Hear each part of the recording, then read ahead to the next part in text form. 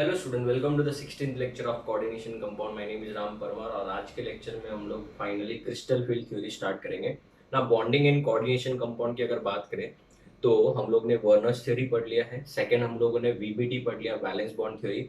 Valence bond theory के ऊपर हम लोग ने बहुत सारे क्वेश्चन सॉल्व किए और आई होप आप लोगों को समझा होगा। लास्ट लेक्चर में मैंने आपको जो क्लास वर्क के क्वेश्चन थे वो डिस्कस करवाए थे। होमवर्क का मैंने आंसर की साथ में ही दिया है, आप लोगों ने, आई होप आप लोगों ने सॉल्व किया होगा। ठीक है, तो आज के लेक्चर में हम लोग क्रिस्टल फील्ड थ्योरी स्टार्ट करेंगे। कोई लास्ट में डीपीपी था नहीं, ठीक है, क्योंकि लेक्चर नंबर 15 तो मैंने आपको एमसीक्यूज ही सॉल्व करे थे। लेक्चर नंबर 16 में आज हम लोग क्रिस्टल फील्ड थ्योरी स्टार्ट करें। This is the last theory. फिर उसके बाद में फैक्टर्स अफेक्टिंग आएगा, फिर आइसोमेरिज्म जो है वो हम लोग को पढ़ना है, क्योंकि ऑलमोस्ट एवरी ईयर, ठीक है ना, या तो नीट या फिर जेई में आइसोमेरिज्म के ऊपर क्वेश्चन आता ही आता है। तो स्टूडेंट्स, ये जो क्रिस्टल फील्ड थ्योरी है वो हमारे लिए बहुत ज्यादा इंपॉर्टेंट है। After the failure of valence bond theory, crystal field theory जो था, उन्होंने बेटा हमको बताया कि जो मेटल होता है और जो लिगैंड होता है उनके बीच में कोई बॉन्ड बनता ही नहीं है। उनके बीच में जो फोर्स ऑफ अट्रैक्शन होता है वो एक इलेक्ट्रोस्टैटिक फोर्स ऑफ अट्रैक्शन होता है। You can call it as an ionic bond. Bond in the sense क्या होता है, बेसिक मीनिंग में अगर आप नेचर ऑफ केमिकल बॉन्ड पढ़ चुके हो तो बॉन्ड वो होता है जिसमें एटम्स के बीच में ओवरलैप होता है बेटा, ठीक है ना, ऑर्बिटल्स के बीच में ओवरलैप होता है। बट अगर हम लोग बात करें आयोनिक बॉन्ड में तो एक सिंपल फोर्स ऑफ अट्रैक्शन होता है जिसको आप के Q1 Q2 upon are square बोलते हो, फिजिक्स में भी पढ़ते हो। तो आयंस के बीच में जो फोर्स ऑफ अट्रैक्शन होता है उसको बोलते हैं electrostatic force of attraction. Crystal field theory भी वही बोलता है। क्रिस्टल फील्ड थ्योरी बोलता है कि मेटल और लिगैंड दे हैं वो पॉइंट चार्जेस है। मेटल के ऊपर पॉजिटिव चार्ज होगा, लिगैंड के ऊपर नेगेटिव चार्ज होगा। अभी आप बोलोगे सर अगर लिगैंड अनायन है तो ठीक है, बट अगर समझो लिगैंड क्या है, न्यूट्रल है या कटायन है, तो उसमें लोन पेयर तो होगा। लोन पेयर की वजह से क्या होगा, शिफ्टिंग ऑफ इलेक्ट्रॉन होगा। तो एक के ऊपर डेल पॉजिटिव, एक के ऊपर डेल नेगेटिव। सर कैसे समझाओ जरा। अमोनिया की बात करो तो अमोनिया में नाइट्रोजन के ऊपर डेल नेगेटिव होता है, हाइड्रोजन के ऊपर डेल क्या होता है पॉजिटिव होता है। तो वो बेसिकली क्या हुआ बेटा, वो भी एक पॉइंट चार्ज के जैसे ही बिहेव करेगा। तो according to CFT, crystal field theory, metal और ligand they are treated as point charges. Is it clear. दूसरी बात, मेटल और लिगैंड्स के बीच में सिर्फ और सिर्फ एक बॉन्ड होता है जिसको बोलते हैं इलेक्ट्रोस्टैटिक फोर्स ऑफ अट्रैक्शन, जिसको आप क्या बोलोगे, आयोनिक बॉन्ड। मेटल और लिगैंड के ऑर्बिटल्स के बीच में कोई ओवरलैपिंग नहीं होती है, कोई भी ओवरलैपिंग नहीं होती है। ये तीन मोस्ट इंपॉर्टेंट पॉइंट्स है, वापस बोल रहा हूं मैं। metal and ligands, they are treated as point charges. Metal will be treated as a positive charge, anion will be treated as negative charge, and neutral molecule or a positive ligand will be treated as a dipole. Dipole मतलब जिसके ऊपर del positive del negative हो।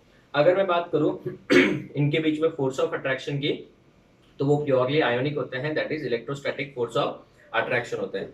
तीसरी बात करूं अगर, तो बेटा इनके बीच में कोई एटम्स के ऑर्बिटल्स के बीच में कोई ओवरलैपिंग नहीं होती है। और सबसे बड़ी बात, क्रिस्टल फील्ड थ्योरी जो है वो सिर्फ और सिर्फ डी ऑर्बिटल के बारे में डिस्कशन करते हैं। किस ऑर्बिटल के बारे में, डी ऑर्बिटल, ठीक है, डी ऑर्बिटल के बारे में डिस्कशन करते हैं। सर वो एस और पी के बारे में डिस्कशन क्यों नहीं करना है, एफ तक तो जाना ही नहीं है। एस और पी के बारे में डिस्कशन नहीं करता है तो ये इसके ड्रॉबैक में आएगा बच्चों। किस में आएगा, लिमिटेशंस में हम लोग पढ़ेंगे।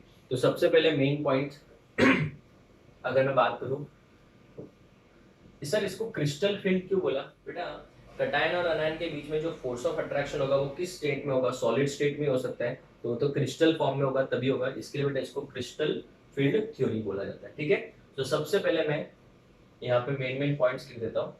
According to crystal field theory, metal and the ligand are treated as metal and the ligand are treated as point charges। इनको आप कौन से चार्जेस बोलोगे, पॉइंट चार्जेस। अब ये पॉइंट चार्जेस क्या होता है, मेटल जो है मेटल आयन, वो जनरली कौन सा चार्ज होगा बच्चों, पॉजिटिव चार्ज होगा, जिसको आप क्या बोलोगे, कटायन। एंड लिगैंड जो होता है वो दो टाइप का हो सकता है जनरली, या तो अनायन होगा तो उसको क्या मानेंगे, नेगेटिव चार्ज, अनायन होगा तो नेगेटिव चार्ज, और अगर न्यूट्रल है तो डाइपोल, डाइपोल मतलब del positive and del negative for neutral. And cation भी लिख सकते हैं, बट कटायन तो सबको पता है बहुत रेयर ही होता है। फर्स्ट पॉइंट क्लियर है। So they are treated as dash charges, point charges. ये आपका एमसीक्यू क्वेश्चन में पूछा जाता है, इसके लिए मैं बार बार वर्ड यूज कर रहा हूँ, पॉइंट चार्जेस। दूसरा पॉइंट क्या था, इनके बीच में जो फोर्स ऑफ अट्रैक्शन होता है प्योरली कौन सा होता है, इलेक्ट्रोस्टैटिक, कोई ओवरलैपिंग होता नहीं है। The force of attraction, the force of attraction between metal ion and ligand is purely electrostatic in nature.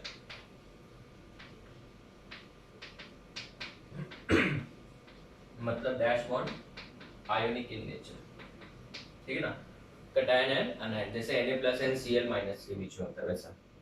कोई ओवरलैपिंग होता है क्या, नहीं। there is no overlapping of orbitals between metal and ligand.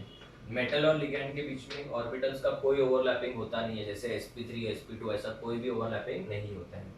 Next point, it consider which orbital, D orbital. CFT considers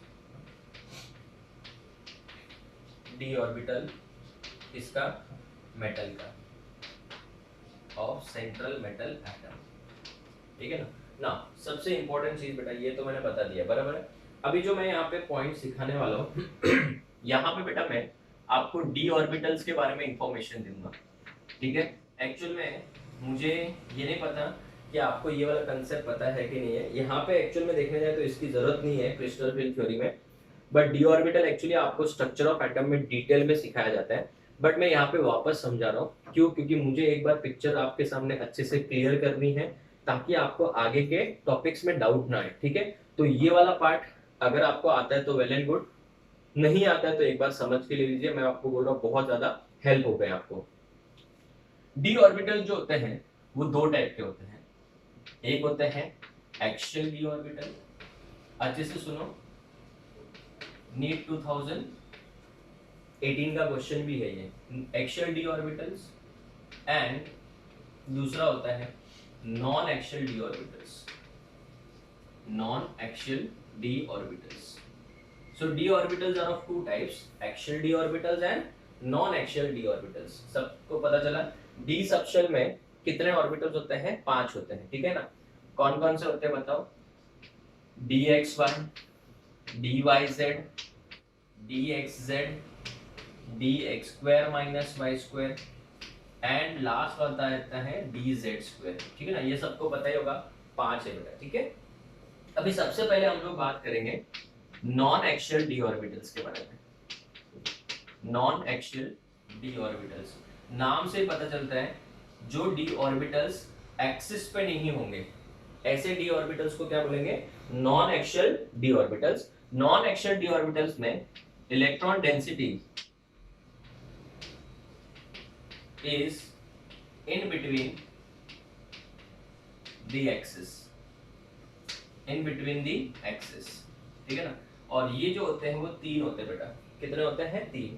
कौन कौन से, dxy, dyz and dxz, very very important, ठीक है ना। अब इसको डायग्रामेटिकली भी समझिए, क्योंकि आगे हमको बहुत काम आने वाला है ये वाला पार्ट, जब हम लोग आगे CFT डिटेल में पढ़ेंगे तब, ठीक है। तो सबसे पहली बात तो ये कि dxy का स्ट्रक्चर क्या होता है, ठीक है। प्लीज स्टूडेंट्स, ये वाला अगर आपको आता है तो वेल एंड गुड, बट मैं आपको रिक्वेस्ट करूंगा, आपको आता है फिर भी एक बार देख लो, रिवीजन हो जाएगा, क्योंकि आगे फिर मैं बार बार ये यूज करूंगा, फिर आप बोलोगे सर ये कैसे हो गया, फिर वहां पे गड़बड़ हो जाएगी आपके लिए, ठीक है ना। 3 एक्सिस होते हैं, ये समझो x एक्सिस है, ये कौन सा एक्सिस है, y एक्सिस है, और z एक्सिस जो होगा वो ऐसे बाहर होगा बेटा, इस तरीके से बाहर होगा, ठीक है ना। तो x axis, y axis and z axis. अगर आपको 3D में समझना है तो ऐसे देखो, ये x एक्सिस है, ये y एक्सिस है और ये z एक्सिस है, एक्स एक्सिस, वाई एक्सिस और ये दोनों मिला के जेड एक्सिस। तो मैंने यहाँ पे देखो एक्स और वाई तो बना दिया ना, बराबर है। तो अगर अगर मैं बोलूंगा डी एक्स वाई, मतलब electron density x y plane में होगी, यहाँ पे ऐसे इस तरीके से। तो डी एक्स वाई में बेटा electron density will be present in between the axis, ऐसा, ठीक है। ये आपका डी ऑर्बिटल होगा। सबको पता है D orbital is double dumbbell in shape, ये तो सबको पता ही होगा। अब ये इलेक्ट्रॉन डेंसिटी किसके किसके बीच में, एक्स और वाई के बीच में है, तो इसको क्या बोलेंगे बच्चों हम लोग, डी एक्स वाई। डी क्या बोलेंगे, एक्स वाई बोलेंगे, ठीक है। इसी तरीके से अगर मैं समझो नेक्स्ट वाले की बात करूं, डी वाई जेड की बात करूं अगर, ध्यान देना। तो अभी हम लोग यहाँ पे 3D तो नहीं बना सकते, तो अभी हम लोग क्या मानेंगे, x की जगह पे y लिख देंगे और y की जगह पे z लिख देंगे, इस तरीके से। ये देखना, अभी मैं क्या करूँगा इसमें, यहाँ पे y लिख दूंगा और यहाँ पे z लिख दूंगा, ठीक है ना, आपके ऊपर डिपेंड है, ठीक है, खाली नेमिंग बराबर करना। तो अभी यहाँ पे जो ऑर्बिटल होगा वो, तो यहाँ पे इलेक्ट्रॉन डेंसिटी बेटा बिटवीन दी एक्सिस, एक्सिस के ऊपर नहीं है, देखो इन बिटवीन दी एक्सिस है, इस तरीके से, ठीक है ना। So this is electron density किसका, डी वाई जेड का, this is d y z. Now last one की बात करें अगर डी एक्स जेड की, तो यहाँ पे x होगा और z होगा, ठीक है। तो इलेक्ट्रॉन डेंसिटी वापस इन बिटवीन दी एक्सिस आएगी ना, लिसन, यहाँ पे आ जाएगा x, यहाँ पे आ जाएगा z, जहाँ पे भी मन करे बेटा वहाँ पे x और z दो, कोई फर्क नहीं पड़ता है, बिकॉज हम किसी भी एक्सिस को x y z मान सकते हैं, कोई प्रॉब्लम नहीं, ठीक है। चलो, तो यहाँ पे भी electron density is in between the axis, इस तरीके से स्टूडेंट्स, ठीक है। चलिए, तो ये d ऑर्बिटल कौन सा वाला है, this is which d orbital बच्चों, dy z, ठीक है। चलो, तो ये हो गया आपका नॉन एक्शियल d ऑर्बिटल्स। अगर हम लोग बात करें दूसरा axial d orbital, axial d orbitals, तो यहाँ पे एक्शियल d ऑर्बिटल्स का मतलब क्या होता है, electron density is on the axis. तो यहाँ पे मैं पॉइंट नंबर लिखूंगा, electron density is present on the axis, on the axis, ठीक है ना। दूसरा, इसमें सिर्फ दो ही है एक्शियल d ऑर्बिटल में, तो इलेक्ट्रॉन डेंसिटी एक्सिस पे आ रहा है डी एक्स स्क्वायर। यही क्वेश्चन बेटा पूछा था कि कौन कौन से ऑर्बिटल में इलेक्ट्रॉन डेंसिटी जो होती है वो एक्सिस के ऊपर होती है, तो दो ही डी ऑर्बिटल है, d x square minus y square and d z square. अभी दोनों के स्ट्रक्चर्स बनाते हैं, दोनों के स्ट्रक्चर्स इंपॉर्टेंट है हमारे लिए, याद रखना।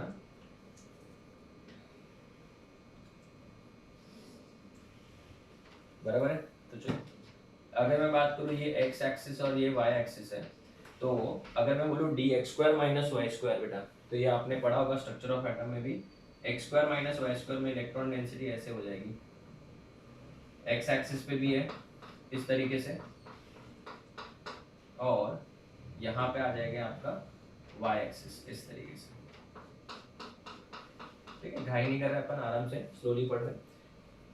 सो इसका नाम क्या हो जाएगा, d x square minus y square बेटा, इज इट क्लियर। चलो, नेक्स्ट अगर मैं बात करूँ डी जेड स्क्वायर की, तो डी जेड स्क्वायर कैसे होगा, ठीक है, कोई भी एक एक्सिस बना दो कोई फर्क नहीं पड़ता है, आपको मेन तो डी जेड से ही मतलब है। तो ये देखो, ये जेड एक्सिस है, यहाँ पे कोई भी एक्सिस नहीं, तो एक्स भी चलेगा वाई भी चलेगा, कोई मतलब नहीं हमारे पास उससे। यहाँ पे जो होगा बच्चों, यहाँ पे एक सिंगल डंबल होगा ऐसे, इस तरीके से, ये डी जेड स्क्वायर होता है, ठीक है। अभी इसमें एक चीज क्या है कि ये जो ऑर्बिटल है वो तो किस एक्सिस पे है, जेड एक्सिस पे है, बट यहाँ पे इसके आजू बाजू में एक रिंग होता है, क्या होता है बच्चों, रिंग होता है ऐसा, इस तरीके से, इस तरीके से एक रिंग होगा, और ये रिंग जो होगा वो हमेशा याद रखना बेटा एक्स वाई प्लेन में होता है। कौन से प्लेन में होता है, x y plane.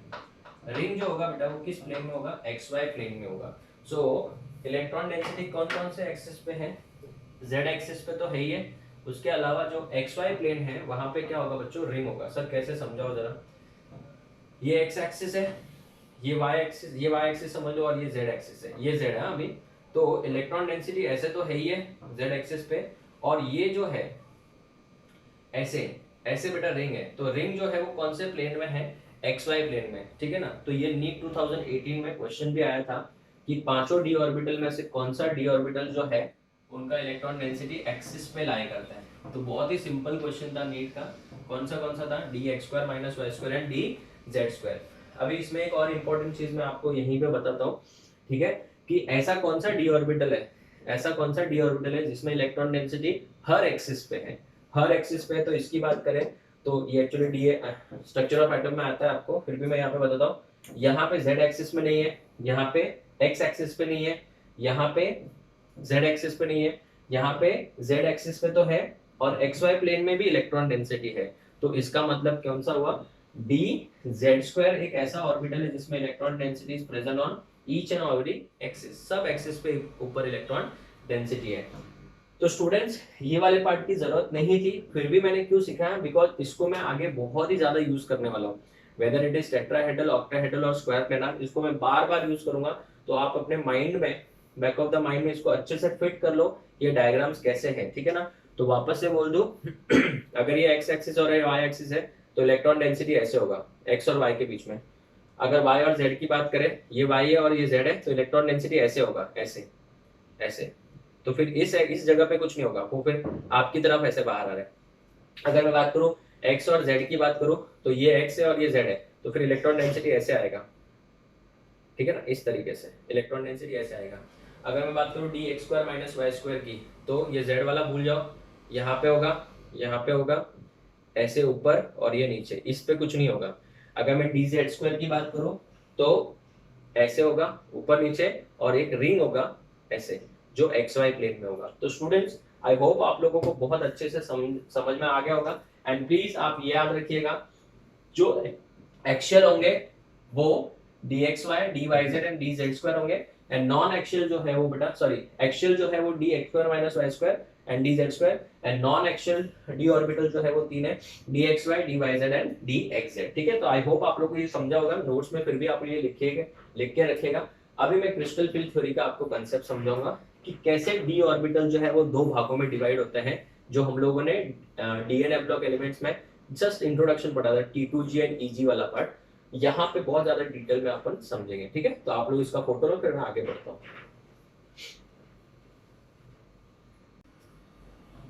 Okay students, सो अगर हम लोग बात करें नेक्स्ट आप करते हैं क्रिस्टल फील्ड थ्योरी में, हम लोग सिर्फ और सिर्फ किस ऑर्बिटल की बात करते हैं, डी ऑर्बिटल। अगर मैं इस एक्सिस पे एनर्जी प्लॉट करूं, तो ये जो 5 डी ऑर्बिटल है उन पांचों की एनर्जी क्या है बेटा, सेम है। ऐसे ऑर्बिटल्स जिनकी एनर्जी सेम होती है उनको बोलते हैं D generate orbitals, D generate orbitals. Since it is a D orbital, तो हम लोग क्या बोलेंगे, डी जनरेट डी ऑर्बिटल्स। जिनको लिखना है लिख सकते हैं। डी जनरेट का मतलब ऐसे ऑर्बिटल जिनकी एनर्जी क्या हो, सेम हो। तो d x y, d y z, d x z, d x square minus y square and d z square, इन सबकी एनर्जी क्या है, सेम है। तो हम लोग क्या बोलेंगे, D generate d orbital of किसका, मेटल आयन का। ये मेटल आयन का जो है डी ऑर्बिटल होता है, बराबर है ना स्टूडेंट्स। सबसे इंपॉर्टेंट चीज ये कि यहाँ पे जब मेटल आयन है हमारे पास, ये समझो मेटल आयन है, बराबर है, इसका ये कौन सा ऑर्बिटल है, डी ऑर्बिटल है। अभी जो लिगैंड आने वाला है, लिगैंड जो है वो इससे बेटा इनफाइनाइट डिस्टेंस पे है।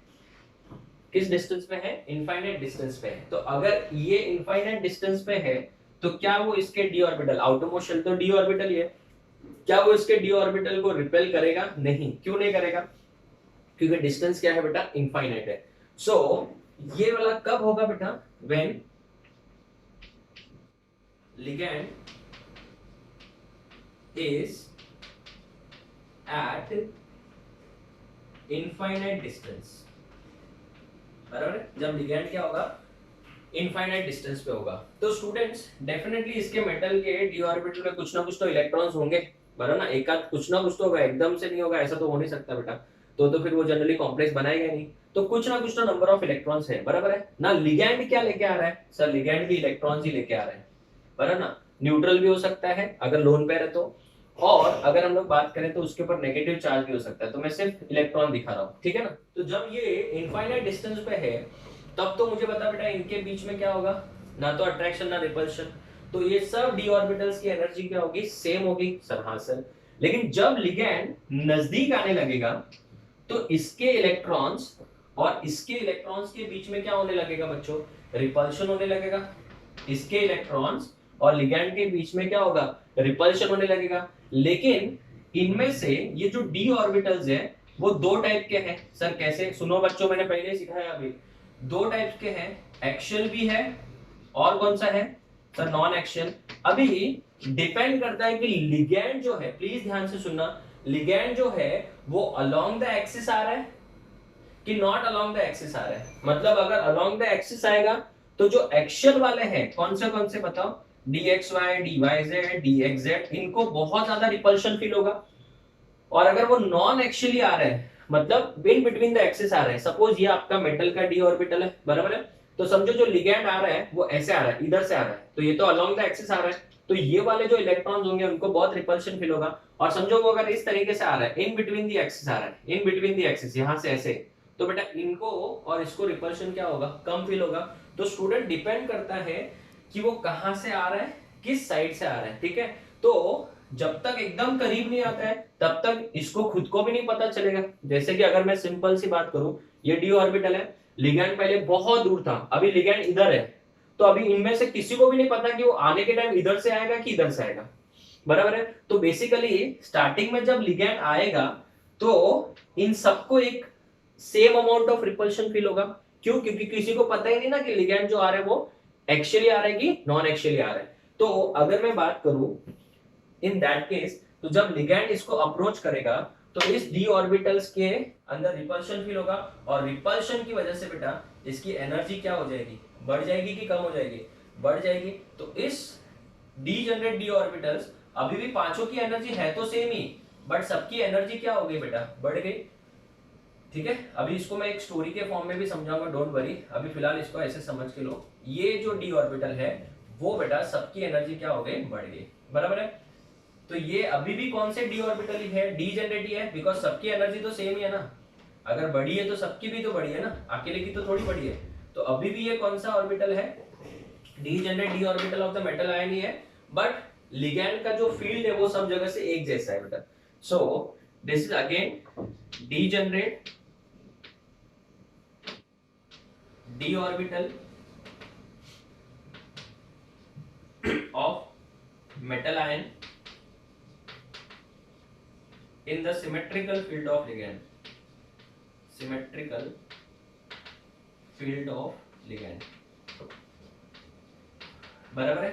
अभी ये डी ऑर्बिटल के सबकी एनर्जी क्या है बेटा, सेम है। लेकिन जैसे लिगैंड और करीब आएगा तब इन लिगैंड्स को जब करीब आता है वो देख के बेटा पता चल जाएगा कि जो लिगैंड आ रहा है वो एक्चुअली आ रहा है, इस तरीके से आ रहा है कि नॉन एक्चुअली आ रहा है।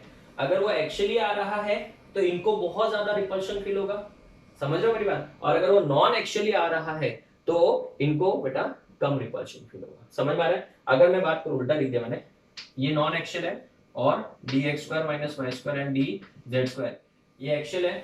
तो अगर वो एक्चुअली आ रहा है तो इनको ज्यादा रिपल्शन फील होगा, और अगर वो नॉन एक्चुअली आ रहा है तो इनको ज्यादा रिपल्शन फील होगा, ठीक है ना। अभी ये तो मैंने आपको समझा दिया, एक बार वापस से 2 मिनट लेके वापस समझा रहा हूँ। मेटल का जो डी ऑर्बिटल है उसमें कुछ नंबर ऑफ इलेक्ट्रॉन है, लिगैंड जो आ रहा है कहां से आ रहा है, इनफाइनाइट। डी ऑर्बिटल एक जैसे थे पांचों के पांचों, हाँ सर बराबर है। जब लिगैंड कहां पे था, इनफाइनाइट पे था। जब लिगैंड नजदीक आ रहा है तो बेटा डी ऑर्बिटल्स की एनर्जी क्या हो गई, बढ़ गई, बट इतना पता नहीं ना कि कैसे वो ब्रेक होगा। क्यों, सबकी एनर्जी बढ़ी, क्यों, क्योंकि लिगैंड जो आ रहा है इनको ही नहीं पता कि वो एक्चुअली आने वाला है कि नॉन एक्चुअली आने वाला है, तो सबकी एनर्जी बढ़ गई। लेकिन जब वो और करीब आएगा तो लिगैंड्स को पता चलेगा या डी ऑर्बिटल को पता चलेगा कि वो जो लिगैंड आ रहा है वो एक्चुअली आ रहा है कि नॉन एक्चुअली आ रहा है। अगर वो एक्चुअली आ रहा है तो इन दोनों की एनर्जी बढ़ जाएगी, और अगर वो नॉन एक्चुअली आ रहा है तो इन तीनों की एनर्जी बढ़ जाएगी। आई होप आप लोग को समझा होगा, यहाँ तक तो सब कुछ क्लियर है। अभी है ना बेटा एक स्टोरी बताता हूँ मैं आपको, ठीक है ना। स्टोरी बताता हूँ, जैसे कि सर इमेजिन करो ये एक बेटा वाइवा का आपका एग्जाम चालू है और वाइवा चालू है बेटा। तो वाइवा बेटा 11th स्टैंडर्ड का भी है एंड 12th का भी है, समझो। And this viva is very very important आपके लिए, समझो, ठीक है।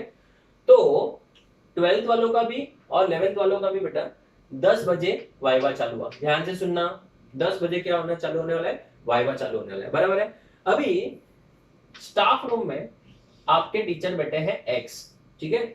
अभी आपको भी 10 बजे बुलाया, आपको भी 10 बजे बुलाया, बराबर, इन दोनों को 10 बजे बुलाया, आराम से सुनो। और 10 बजे सर जो एक्स है वो स्टाफ रूम में बैठे हैं, तो सब लोग बेटा, सबकी एनर्जी एक जैसी है, किसी को मालूम नहीं कि बेटा कौन से वाले क्लासरूम में सर आने वाले हैं। सुनो मेरी बात ध्यान से सुनो, कौन से वाले क्लासरूम में सर आने वाले हैं किसी को पता नहीं है। 10 बजे दोनों को बुला दिया। 11वीं वाले उनको पूछते हैं कि तुम लोग का कितने बजे, तो बोले हमको भी 10 बजे बुलाया। 12वीं वालों को बोलते 11वीं वाले तुम लोग का कितने बजे, हमारा भी 10 बजे। तो बोले सर ने अलग अलग सर आने वाले कि सेम सर आने वाले, सेम सर आने वाले, तो दोनों कंफ्यूज है। तो दोनों का बेटा वाइवा लेने की वजह से एनर्जी तो क्या हुआ है, बढ़ा हुआ है। अभी स्टाफ रूम से सर बाहर निकले, ठीक है ना, आपका क्लास बेटा दूर है, क्लास स्टाफ रूम से सर बाहर निकले। जब सर को आपने दूर से देखा, किसको देखा, दूर से देखा सर को, तो बेटा 11वीं वालों की भी एनर्जी बढ़ गई, 12वीं वालों की भी एनर्जी बढ़ गई। क्यों, क्योंकि उनको पता है ना किस क्लास में सर जाने वाले, तो इस तरीके से एनर्जी बढ़ गई, बराबर है। अभी जैसे ही समझो ये 11th का क्लासरूम है और ये 12th का क्लासरूम है, समझो सर एक्स आ रहे हैं, तो बेटा दोनों को सेम ही एनर्जी फील हो रहा है, रिपल्शन दोनों को सेम ही फील हो रहा है। जैसे जैसे सर आगे आए, समझो वो 11वीं की क्लास की तरफ बढ़ गए, तो कहने से 11वीं के बच्चों की दिल की धड़कनें और बढ़ जाएगी, और 12th वाले क्या बोलेंगे, हश बच गए हम लोग, और टाइम मिलेगा अभी दिन पास, ठीक है ना। तो कैन वी से दैट जब वो नजदीक आए और करीब आए, तब पता चला ना कि किसकी तरफ आ रहे थे। पहले जब वो आ रहे थे तो सबको क्या लग रहा है, पता नहीं किधर क्लास में जाएंगे, कौन से क्लास में जाएंगे, 11वीं में जाएंगे या 11th में जाएंगे या 12th में जाएंगे। तो स्टूडेंट्स वैसा ही सेम इधर भी है, ये आप लोग हो गए 11वीं 12वीं वाले, और ये कौन है बेटा, आपके सर है। तो जब दूर से आ रहे थे, इनफाइनाइट पे तो कुछ नहीं, टेंशन है, वो स्टाफ रूम में बैठे, जैसे ही बाहर निकले सबकी धड़कनें बढ़ गई, ये देखो। फिर पता चला कि जो लिगेंड आ रहा है वो तो एक्चुअली आ रहे हैं, तो अगर एक्चुअली आ रहे हैं तो इन दोनों को रिपल्शन ज्यादा फील होगा, और अगर वो नॉन एक्चुअली आ रहे हैं तो इन तीनों को रिपल्शन ज्यादा फील होगा। तो स्टूडेंट्स डिपेंड करता है कि जो लिगेंड आ रहा है वो एक्चुअली आ रहा है कि नॉन एक्चुअली आ रहा है, उस हिसाब से बेटा ये दो टुकड़ों में बढ़ जाएगा, ठीक है ना। तो 11वीं के क्लास में गए तो 11वीं वालों की तो क्या बेटा एनर्जी बहुत बड़ी हुई है, ठीक है ना, और 12वीं वाले खुश बेटा एनर्जी एकदम कम स्टेबल है वो। तो जैसे ही लिगेंड नजदीक आ रहा है सिमेट्रिकल, तो दोनों को भी नहीं पता कि कौन से क्लास में जाने वाले, ठीक है ना। अभी इन लिगेंड्स को पता ही नहीं, इन लिगेंड जब आ रहा है तो डी ऑर्बिटल को पता ही नहीं कि वो एक्चुअली आने वाला है कि नॉन एक्चुअली। लेकिन जैसे जैसे लिगेंड और करीब आएगा तो ये वाला जो डी ऑर्बिटल है, ये अभी भी कौन से डी ऑर्बिटल है, डीजेनरेट ही है। ये जो डी ऑर्बिटल है वो दो हिस्सों में टूट जाएंगे। कितने हिस्सों में टूट जाएंगे, दो हिस्सों में टूट जाएंगे। जिसकी तरफ से लिगेंड आ रहा है 11वीं वाले, उनकी एनर्जी बेटा ट्रेमेंडस अमाउंट से बढ़ जाएगी, बढ़ गई, देखो बढ़ गई। और जिसकी तरफ से नहीं आ रहा है उनकी एनर्जी क्या हो जाएगी बेटा, कम हो जाएगी। तो इसका मतलब ये जो डीजेनरेट डी ऑर्बिटल था वो दो हिस्सों में बढ़ गया, बराबर है।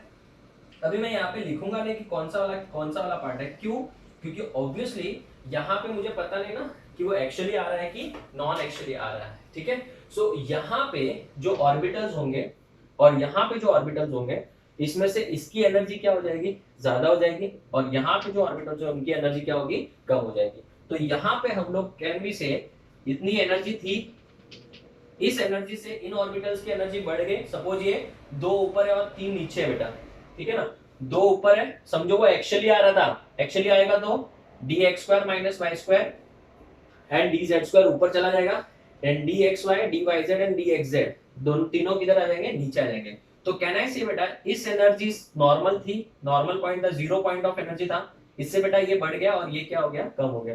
तो इस सेंटर को, इसको बेटा हम लोग बोलते हैं बैरी सेंटर।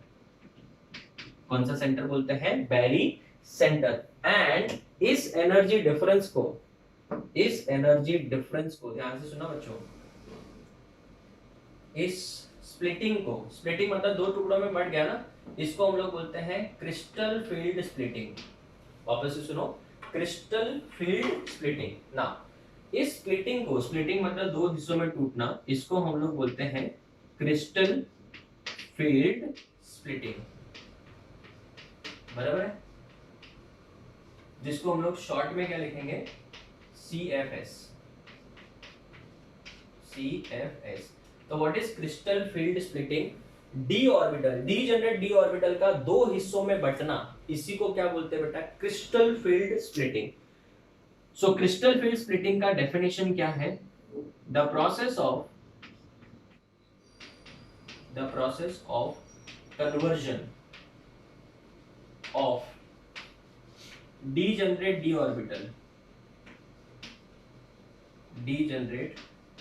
d orbital into कितने sets, 2 sets, into 2 sets of, अभी इसकी और इसकी एनर्जी सेम है क्या? नहीं, 2 sets of non degenerate into 2 sets of non degenerate. क्यों? क्योंकि इसकी एनर्जी ज्यादा और इसकी एनर्जी कम है, ये 2 सेट हो गया, एक ये और एक ये। 2 sets of non generate d orbitals is called crystal field splitting, बराबर है। अभी ये जो स्प्लिटिंग है वो डिपेंड करता है, ज्यादा भी हो सकती है इतनी, और डिपेंड करता है कम भी हो सकती है। तो ज्यादा कब होगी? जब आपका जो लिगैंड आने वाला है वो स्ट्रॉन्ग फील्ड होगा। कौन सा फील्ड होगा? स्ट्रॉन्ग फील्ड, मैंने सिखाया था। तो क्रिस्टल फील्ड स्प्लिटिंग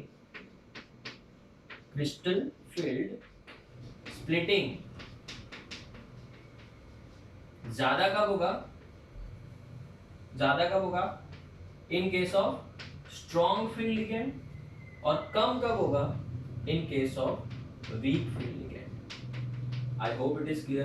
तो ये दो पार्ट्स हम लोग को एकदम अच्छे से समझ में आने चाहिए था। इस सेंटर को क्या बोलते हैं? बैरी सेंटर। और ये जो दो टुकड़े हुए बेटा, इसी को बोलते हैं स्प्लिटिंग। और ये जनरली सॉलिड स्टेट में होगी, ठीक है ना। तो क्रिस्टल है और लिगैंड के फील्ड की वजह से हुआ है बेटा, इस वजह से इसको क्रिस्टल फील्ड स्प्लिटिंग बोलेंगे। Right, crystal field splitting. तो आई होप मैंने बहुत अच्छे से एफर्ट्स डाल के आपको समझा दिया। वापस एक बार बता दूं, जब लिगैंड इनफाइनाइट डिस्टेंस पे था, ठीक है, 11th एंड 12th के बच्चे बैठे, वाइवा है, बहुत इंपॉर्टेंट वाइवा है। सर किधर बैठे? स्टाफ रूम में बैठे। When the ligand is infinite distance, सबको सेम एनर्जी। जब क्लास में या फिर स्टाफ रूम से सर बाहर आए, सबकी एनर्जी बढ़ी, पर किसी को पता नहीं कि 11th के बैच में जाने वाले कि 12th के बैच में जाने वाले। फिर फाइनली पता चला अरे 11th के बैच में जाने वाले, तो 11th वालों की एनर्जी धड़ाम से बढ़ गई, और 12th वाले क्या बोलेंगे? हाँ बस ठीक है हम लोग तो ये वाला है। तो ये जो स्प्लिटिंग है बेटा, वो डिपेंड करता है, ठीक है ना। अगर इमेजिन करो सर बहुत स्ट्रिक्ट है, ठीक है ना, हमेशा बहुत डांटते हैं, बहुत टफ क्वेश्चन पूछते हैं, मार्क्स देते नहीं है, तो जब वो 11th पे गए रहेंगे तो उनकी धड़कनें बहुत बढ़ गई होगी और आपकी धड़कनें बहुत कम हो गई। तो ये जो क्रिस्टल फील्ड स्प्लिटिंग है वो ज्यादा होगी। सर बहुत लीनियंट है, ये तो कुछ नहीं, अपने फ्रेंड जैसे ही है, ठीक है ना, इनसे डर भी नहीं लगता है और ये लोग तो मार्क्स दे देते हैं। तो स्प्लिटिंग भी क्या होगी? कम ही होगी, सिंपल। सो डिपेंड करता है बेटा लिगैंड किस नेचर का है। और इस थ्योरी ने हमको बताया था कि लिगैंड जो होते हैं वो 2 टाइप के होते हैं। जो लिगैंड बहुत ज्यादा स्प्लिटिंग करवाएगा, सुनो बच्चों, जो लिगैंड बहुत ज्यादा स्प्लिटिंग करवाएगा, ठीक है, उसको क्या बोलेंगे? Strong field ligand. और जो लिगैंड कम स्प्लिटिंग करवाएगा उसको क्या बोलेंगे? वीक फील्ड लिगैंड बोलेंगे, ठीक है। तो ये जो स्प्लिटिंग होती है वो ऑक्टाहेड्रल में अलग तरीके से होती है, टेट्राहेड्रल में अलग तरीके से होती है, और स्क्वायर प्लेनर में अलग तरीके से होती है। तो बेटा जो मैं बोलता ना कि strong field ligand, weak field ligand, मैंने आपको पता है लिमिटेशंस ऑफ वीबीडी में बोला था कि वीबीडी ये नहीं बता पाया था कि कौन सा लिगैंड वीक फील्ड है, कौन सा वाला स्ट्रॉन्ग फील्ड है। ये बताया किसने था? सीएफटी ने, क्योंकि उसने एक्सपेरिमेंटली हर लिगैंड के लिए चेक किया गया है कि जो लिगैंड ज्यादा स्प्लिटिंग करवा रहा है वो स्ट्रॉन्ग फील्ड, और जो कम करवा रहा है वो कौन सा? वीक फील्ड हो जाएगा। तो लास्ट में मैं आपको एक सीरीज भी बना के दूंगा जिसको स्पेक्ट्रोकेमिकल सीरीज बोलते हैं। उसमें लिगैंड्स को अरेंज किया गया है in the increasing order of the splitting of मतलब डी ऑर्बिटल। तो आई होप आपको ये वाला पार्ट समझा होगा। अभी मैं आपको ज्यादा टाइम नहीं ले रहा हूँ, मैं आपको तीनों octahedral, tetrahedral and square planar में आपको बता दूंगा कि जो स्प्लिटिंग होती है उसका एक इंट्रोडक्शन पार्ट, फिर हम लोग नेक्स्ट लेक्चर में कंटिन्यू करेंगे। तो आप इसका फोटो लो, फिर मैं आगे बढ़ता हूँ। Okay students, this is just the introduction part. Next lecture में हम लोग पूरा ऑक्टाहेड्रल, पूरा स्क्वायर प्लेनर एंड टेट्राहेड्रल अलग अलग लेक्चर्स में पढ़ेंगे, ठीक है। This is just the introduction. अगर मैं बात करूं ऑक्टाहेड्रल कॉम्प्लेक्स की, सो this is an octahedral complex, ठीक है ना। इसमें टोटल कितने लिगेंड्स होते हैं? 6। कैसे सर बताओ? यहाँ पे सेंटर में कौन है? ये पिंक कलर जो है वो मेटल है। This is your ligand number 1, ये वाला ligand number 2, ligand number 3, ligand number 4, बराबर है? लिगेंड नंबर 3, लिगेंड नंबर 4, बराबर। अभी जो फिफ्थ होगा वो ऊपर है, ये रहा, and the sixth one is here. सबके बीच में जो एंगल है बेटा वो कितने का है सर? 90 डिग्रीज का है। तो अगर 90 डिग्रीज का एंगल है, बराबर है, तो ये तो एक्स एक्सिस, वाई एक्सिस और जेड एक्सिस ही हो गया। तो लिगेंड्स जो है, ध्यान देना बच्चों, इंपॉर्टेंट है, लिगेंड जो है, सबके सब लिगेंड जो है, they will approach from the axis only. So दो लिगेंड जो है इस तरीके से, ये वाला आपका समझो मैं मान लूं एक्स एक्सिस मान लूं, ये वाला आपका वाई एक्सिस मान लो, बिकॉज एंगल तो 90 है, देख लो आप इन दोनों के बीच में, और ये वाला जो है वो z मान लो। तो आप बताओ टोटल लिगेंड्स कितने हैं बच्चों? सर टोटल लिगेंड्स तो 6 है। 1 2 1 2 समझो x एक्सिस से आ रहा है, 3 4 y एक्सिस से आ रहा है, और 5 6 कहां से आ रहा है? z एक्सिस से। So can we say that all the 6 ligands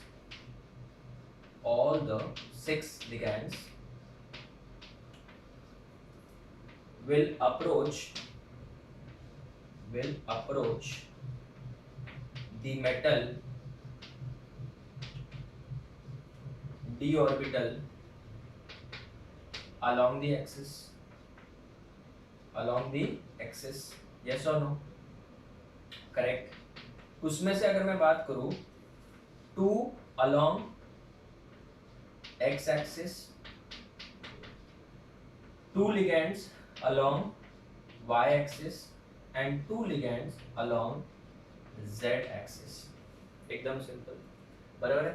अगर मैं ऑक्टाहेड्रल कॉम्प्लेक्स की बात करूं तो या तो D2sp3 होगा और sp3d2 होगा, बराबर है। इसमें जो d ऑर्बिटल होते हैं वो कौन कौन से होते हैं वो भी देख लेते हैं। तो ऑक्टाहेड्रल कॉम्प्लेक्स में s होगा, px होगा, py होगा, pz। p के तो तीनों है तो बेटा तीनों आ गए। d का कौन कौन सा था मैंने लिखवाया था? d x² - y² and d z²। So this is in case of octahedral complex जिसमें सब लिगेंड्स अलोंग द एक्सिस से आएंगे। तो दिमाग लगाओ, अगर अलोंग द एक्सिस आ रहे हैं तो जो एक्सियल d ऑर्बिटल हो गए उनको ज्यादा रिपल्शन फील होगा। तो एक्सियल कौन से थे बताओ? इसके लिए मैंने ये लेक्चर लिया, बोलो dx² - y² एंड dz²। तो dx² - y² ऊपर आ जाएंगे, dz² भी ऊपर आएगा, dxy dyz एंड dxz। क्यों? क्योंकि बेटा बिटवीन द एक्सिस कुछ है ही नहीं। देखो अगर मैं बात करूं x और y के बीच में ये वाले पोर्शन की बात करो, यहाँ से कोई लिगेंड आ रहा है क्या? नहीं आ रहा है। तो इनको कम रिपल्शन फील होगा कि ज्यादा रिपल्शन फील होगा? कम, इस तरीके से, ठीक है। ये सब हम लोग नेक्स्ट डिटेल में पढ़ेंगे, नेक्स्ट लेक्चर में डिटेल में पढ़ेंगे। अभी मैं सिर्फ इंट्रोडक्शन दे रहा हूँ। अगर मैं बात करूँ स्क्वायर प्लेनर कॉम्प्लेक्स की, स्क्वायर प्लेनर कॉम्प्लेक्स, तो स्क्वायर प्लेनर कॉम्प्लेक्स में क्या होगा? यहाँ पे एक मेटल होगा यहाँ पे लिगेंड नंबर 1, ये ligand number 2, ligand number 3, ligand number 4, 1 2 3 4 हो गया, करेक्ट ना। अगर मैं बात करूं इसमें इन दोनों के बीच में एंगल कौन सा है? 90 है। बेसिकली क्या हो रहा है बच्चों, ये वाला पार्ट हट रहा है, ये देखो इस तरीके से। अभी तो यहाँ पे तो 90 है ना, अभी इसमें z एक्सिस नहीं है बेटा। जो भी एक एक्सिस मानना है मान लो, वो नहीं है, समझ लो ऐसा। अगर मैं इसको x मान लूं, आपकी मर्जी, जो मानना है मान लो, yz मान लो, xz, जो मानना है मान लो, x और y मान रहा हूं मैं, ठीक है। तो इसमें भी जो लिगेंड्स आ रहे हैं वो कहां से आ रहे हैं बच्चों? ठीक है, कहां से आ रहे हैं? All the 4 ligands will approach, अच्छे से ध्यान देना, will approach the d orbital of metal ion, the d orbital of metal along the axis, along the axis, along the axis हो आएगा, ठीक है ना, अप्रोच करेगा ना। 2 along which axis? x axis, 2 along y axis, दो कहां से आ रहे हैं, एक्स एक्सिस से आ रहे हैं, दो कहां से आ रहे हैं, वाई एक्सिस पे आ रहे हैं।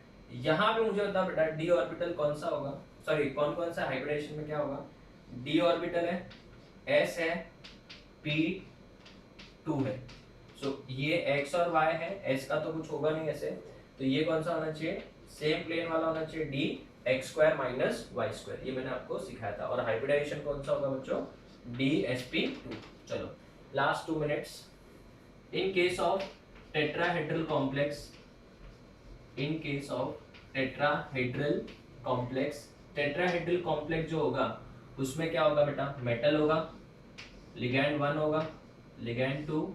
इसमें बेटा एंगल कितना होता है 109 डिग्री 28 मिनट्स, तो 109 डिग्री 28 मिनट्स मतलब 90 से ज्यादा ही है। तो कोई भी लिगैंड जो है वो एक्सिस से नहीं आएगा। कहां से नहीं आएगा बेटा, एक्सिस से नहीं आएगा। तो कहां से आ रहा है, नॉन एक्सियली आ रहा है। समझा नहीं, एक मिनट रुको मैं बताता हूँ।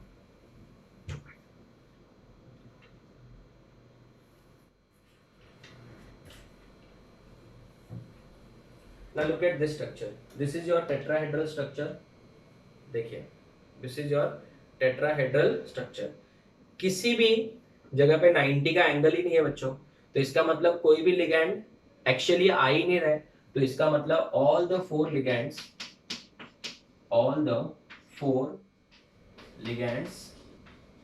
कौन से all the four ligands will approach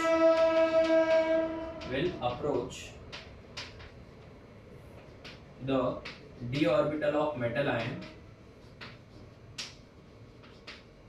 non-axially, metal ion non-axially अगर वो अप्रोच कर रहा है non-axially, बराबर है। तो इसका मतलब क्या होगा बेटा, जो एक्शियल है उनको रिपल्शन कम होगा और जो नॉन एक्शियल है उनको रिपल्शन ज्यादा होगा। मतलब जो d x y d y z d x z, तो अगर मैं लिख दूं यहाँ पे d x y d y z d x z, ये क्या है, इनको बेटा मोर रिपल्शन फील होगा, बराबर।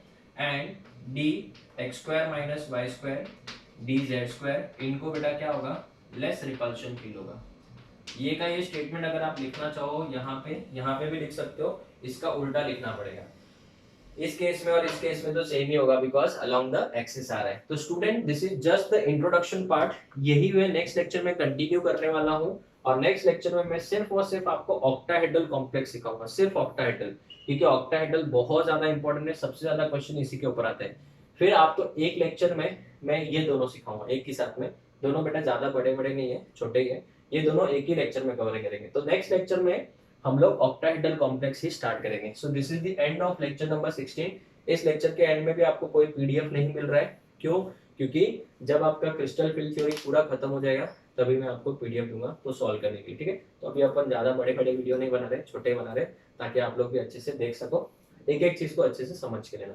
सो will meet in the next lecture with very much detail में ऑक्टाहेड्रल कॉम्प्लेक्स एंड उसका स्प्लिटिंग, ठीक है। Till then thank you, take care students.